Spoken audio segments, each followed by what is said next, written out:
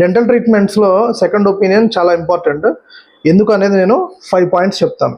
Number 1, సమస్య ఏంటనేది మనం ఖచ్చితంగా తెలుసుకోవచ్చు. కొన్నిసార్లు ఏంటంటే నోట్లో నొప్పి, అది పంటి నొప్పి కానీ చిగురు నొప్పి కానీ వచ్చినప్పుడు చాలా తీవ్రంగా ఉండే అవకాశం ఉంటుంది. సో అది పంటి నొప్పా లేక చిగురు నొప్పా, లేదా కొన్నిసార్లు మనకి జ్ఞానదంతం నొప్పి, కింద జ్ఞానదంతం నొప్పి లేదా పైన జ్ఞానదంతం యొక్క నొప్పి, చెవు దగ్గర కూడా పెయిన్ వస్తుంది. సో ఫస్ట్ జనరల్గా పెయిన్ వచ్చినప్పుడు మనం ఏం చేస్తాం, ఈఎన్టీ డాక్టర్ దగ్గరికి వెళ్తాం. సో ఈఎన్టీ డాక్టర్ చెక్ చేసి మందులు రాసిస్తాడు, పెయిన్ కిల్లర్స్ ఇస్తారు, యాంటీబయాటిక్స్ ఇస్తారు, కానీ ఆ పెయిన్ తగ్గదు.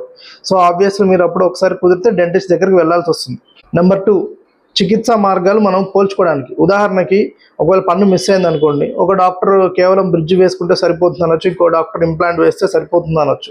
సో మీరు కంపేర్ చేసుకోవచ్చు అనమాట. అంటే దేనివల్ల మనకు బెనిఫిట్స్ ఎక్కువగా ఉంటాయి అనేది ఆ డాక్టర్ మీకు ఎక్స్ప్లెయిన్ చేస్తే కనుక మీరు ఆ ట్రీట్మెంట్ అనేది చూజ్ చేసుకోవచ్చు. నెంబర్ 3 వచ్చి ఖర్చు స్పష్టత కోసం. కొన్నిసార్లు ట్రీట్మెంట్ ఎక్స్పెన్సెస్ అనేవి మారుతూ ఉంటాయి, క్లినిక్ టు క్లినిక్ వేరే అవుతుంటాయి. సో ఒక క్లినిక్లో ఒక రేట్ ఉండొచ్చు, ఇంకో క్లినిక్లో ఇంకో ఛార్జెస్ ఉండొచ్చు.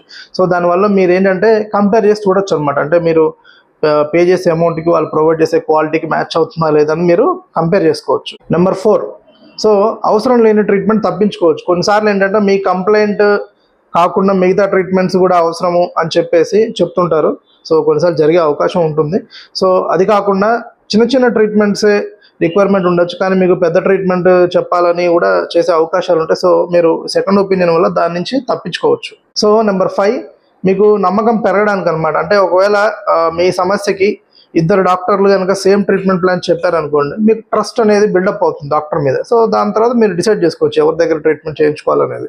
సో ఈ సెకండ్ ఒపీనియన్ వల్ల మనకి లాంగ్ టర్మ్గా చూసుకుంటే కనుక కొన్ని పర్మనెంట్ ట్రీట్మెంట్స్, అంటే ఇంప్లాంట్స్ ట్రీట్మెంట్ కానీ, క్యాబులు పెట్టుకున్న ట్రీట్మెంట్స్ కానీ, క్లిప్స్ ట్రీట్మెంట్స్ కానీ ప్రాపర్గా చేసే డాక్టర్ మీకు దొరకడం వల్ల, లేదా ట్రీట్మెంట్ ప్లాన్ ప్రాపర్గా ఇచ్చే డాక్టర్ దొరకడం వల్ల మీకు లాంగ్ టర్మ్లో హెల్త్ బెనిఫిట్స్ అనేవి ఎక్కువగా ఉంటాయి. సో మొత్తానికి చూసుకుంటే మీకు ఖర్చు పరంగా, లేదా ట్రీట్మెంట్ క్వాలిటీ పరంగా, లేదా ట్రీట్మెంట్ లాంగిటివిటీ పరంగా మీకు చాలా హెల్ప్ అవుతుంది.